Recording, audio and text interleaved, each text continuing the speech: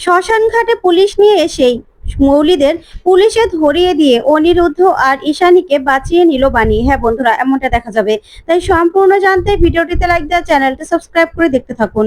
গল্পের শুরুতে দেখা যাবে বাণীর ফাঁসির রায় হয় আর বাণীকে ফাঁসি দেওয়ার জন্য সে জায়গায় নিয়েও যাওয়া হয়।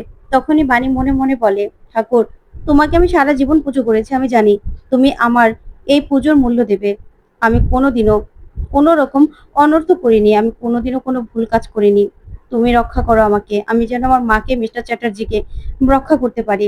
তুমি আমাকে শক্তি দাও, তুমি আজকে আমার সহায় হও ঠাকুর। আমি যদি কোনো ভুল কাজ না করে থাকি তাহলে তুমি আমাকে রক্ষা করো। তারপরে দেখা যাবে বাণীর মুখে কালো কাপড় পাততে যাবে, ঠিক তখনই এমন ঝড় শুরু হয় যে পুলিশরা কেউ চোখেই দেখছে না। আর এইদিকে ফাঁসির রশিটার মধ্যেও আগুন লেগে যায়। আর তখন বাণী মনে মনে বলে, তার মানে তুমি আমার সঙ্গে আছো ঠাকুর, তুমিও চাও যে আমি এখান থেকে পালাই। এই বলে বাণী সেখান থেকে পালিয়ে যায়। তখন অফিসাররা বাণীকে খুঁজতে থাকে আর বলে, এখনই সব জায়গায় রেড অ্যালার্ট চালু করে দাও, আসামি পালিয়েছে। অন্যদিকে ঈশানীকে খাটে শুয়ে রেখেছে। তখন ঈশানী মনে মনে বলে, আমি তো জীবিত, আমাকে কেউ বাঁচাও, আমি চোখ খুলতে পারছি না কেন, আমি কথা বলতে পারছি না কেন, আমাকে কি এমন ঔষধ দেওয়া হলো যে আমি মরার মতো শুয়ে আছি? আমি তো জীবিত, কেউ কি বুঝতে পারছে না? মৌলি কোথায়? তখনই দেখা যাবে বিক্রম দেব আসে আর মৌলি আর নয়নতারাকে বলে, তোমাদের সঙ্গে কথা আছে, এদিকে এসো। তারপর সাইডে নিয়ে বলে, বাণী ফাঁসির ওখান থেকে পালিয়ে গেছে। তখন তো মৌলি প্রচন্ড ভয় পেয়ে যায়। ওইদিকে নয়নতারা বলে, অসম্ভব, এটা কি করে সম্ভব হলো? ও ওখান থেকে পালালো কি করে? তখন বিক্রম দেব বলে, ও পালিয়েছে, পুলিশরা ওকে খুঁজছে তন্ন তন্ন করে। যে করে হোক অনিরুদ্ধকে যেন বাণী কিছুতেই খুঁজে বের না করতে পারে। বাণী যদি অনিরুদ্ধকে খুঁজে বের করে ফেলে না, তাহলে কিন্তু অনেক সমস্যায় পড়ে যাব আমরা। তখনই নয়নতারা বলে, না না, কিছু একটা করতে হবে, ওই বাণী ডাকাত রানীকে না কোনো বিশ্বাস নেই। তখন বিক্রমদেব বলে, হ্যাঁ, এবার আমাদেরকে অনিরুদ্ধকেও শেষ করে দিতে হবে, তাহলে বাণীর ক্ষতি করা হবে। বাণী একা আর কিচ্ছু করতে পারবে না।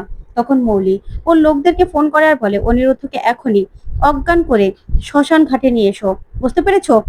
আজকে দুজনকে একবারে শেষ করে দেব, যাতে বাণী কিছুতে মাথা উঁচু করে দাঁড়াতে না পারে। তখন এই কথা বলেই মৌলি প্রচন্ড খুশি হয়। ওইদিকে ঈশানী মনে মনে বলে, আমাকে কেউ বাঁচাও। অন্যদিকে কুয়াশার বিদ্যুৎ নাচে গানে মেতে ওঠে। ঠিক তখনই কলিং বেল বেজে ওঠে। তখন কুয়াশা বলে, এখন আবার কে এলো? তারপর বিদ্যুৎ গিয়ে দরজা খোলে আর বাণীকে হাতের মধ্যে একটা অস্ত্র নিয়ে দাঁড়িয়ে থাকতে দেখে। যা দেখে ভয় পেয়ে যায় বিদ্যুৎ আর বলে, বাণী তুই এখানে? তখন তো কুয়াশাও ভয় পেয়ে যায় আর মনে মনে বলে, এই রে, বাণী তো আবার রণচণ্ডীর রূপ নিয়েছে, কি করব আমরা? তখন বাণী প্রচন্ড রেগে যায়। তারপরে ভিতরে চলে আসে আর এসেই বিদ্যুতের গলায় সে অস্ত্রটা ধরে আর বলে, বল, মিস্টার চ্যাটার্জি কোথায়? তখনই বিদ্যুৎ বলে, আমি কি করে জানবো তোর স্বামী কোথায়? আমি কি জানি নাকি? তোর ওই অনিরুদ্ধ বাবু, তোর বাবু কোথায় আমি কি করে বলবো? তখন বাণী বলে, তোকে একদম শেষ করে দেবো আমি বিদ্যুৎ, বল, বল কোথায় মিস্টার চ্যাটার্জি? তখনই বিদ্যুৎ বলে, আমাকে টাকা দিবি তো আমি বললে? তখন কুয়াশা বলে, জীবন বাঁচাবে নাকি তুমি টাকা টাকা করবে? তখন বাণী বলে, বল, তোর টাকা একদম খাইয়ে দেবো। ঠিক তখনই বিদ্যুৎ বলে দেয় যে গোডাউনে আটকে রেখেছে অনিরুদ্ধকে। তারপরেই বিদ্যুৎ বাণীকে বলে, টাকা দিবি না আমাকে? তখন বাণী ইচ্ছে মতো কুয়াশা আর বিদ্যুৎকে মারতে থাকে। তখন বিদ্যুৎ কুয়াশার পিছনে গিয়ে লুকায় আর বলে, বাণী, এবার যাও না, তুমি তোমার স্বামীকে রক্ষা করো।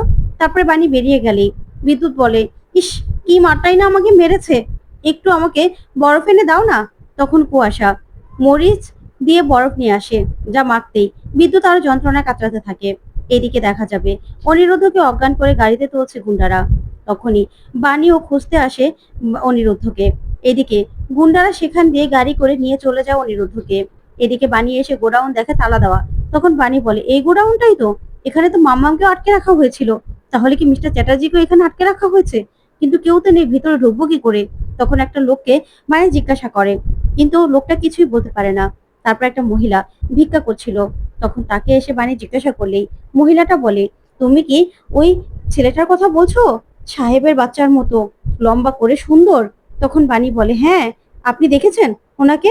তখনই মহিলা বলে, হ্যাঁ, আর বলো না, ওই ছেলেটাকে তো ওরা ধরাধরি করে একটু আগে এখান থেকে জোর করে নিয়ে গেল। তখন বাণী বলে, কি বলছেন আপনি, কোথায় নিয়ে গেল? তখন মহিলা অনেক চিন্তা ভাবনা করে মনে করে বলে, হ্যাঁ, ওরা বলছিল যে শ্মশান ঘাট নিয়ে যেতে হবে। তখন বাণী বলে, শ্মশান ঘাট? তাহলে কি মাকেও সেখানে নিয়ে গেছে ওরা? না না, তাহলে কি মিস্টার চ্যাটার্জিকে? না, এটা হতেই পারে না। আমি দুজনকে বাঁচাবো। মা, মিস্টার চ্যাটার্জি, আমি আসছি। এই বলে বাণী রাস্তা দিয়ে পাগলের মতো হাঁটতে থাকে। তখন হঠাৎ করেই পুলিশ দেখতে পায় বাণী। তখন পুলিশরা বাণীর ছবি দেখিয়ে বাণীকে খুঁজছে আর বলছে, এই আসামি পালিয়েছে, একে যেখানেই দেখতে পাবেন আমাদেরকে খবর দেবেন। তখন বাণী বলে, না না, ওদেরকে না রক্ষা করে আমি কিছুতেই কিছুতেই আমি শান্ত হব না, আমি দরকার হলে পুলিশের সঙ্গে লড়াই করব। এদিকে ঈশানী মনে মনে বলে, আমার মৌলি কোথায়? মেয়েটা নিশ্চয়ই আমাকে খুঁজছে। ওরা কি করতে চাইছে? এদিকে দুই জায়গায় গর্ত করা হচ্ছে কফিন পোতার জন্য। এদিকে ঈশানীকে শুয়ে রেখেছে, সেখানে দুটো কফিন এনে রাখে গুন্ডারা আর বলে, স্যার, দুটো কফিন নিয়ে এসেছি। তখন বিক্রমদেব বলে, তাড়াতাড়ি করো, কফিনে এই মহিলাকে ঢুকাও। তখনই দেখা যাবে ঈশানী ভিতরে ভিতরে বলে, মৌলি কোথায়? আমাকে কেউ বাঁচাও, বাঁচাও আমাকে, আমি তো জীবিত। ওদিকে নয়নতারা বলে, দিদি ভাই, ঠিক করে তোরা কাজটাও করতে পারছে না, রাখতেও পারছে না। আর ঈশানী মরে গেলে আর তোমার কণ্ঠ শুনলেই বা কি হবে? চলো না ওখানে গিয়ে ভালো করে বলি।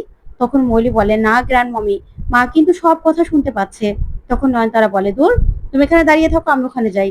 তখনই মৌলি মনে মনে বলে, জানি মম, তুমি সব শুনতে পাচ্ছ, কিন্তু আমার না কিছু করার নেই। তুমি তো আমার মম নও।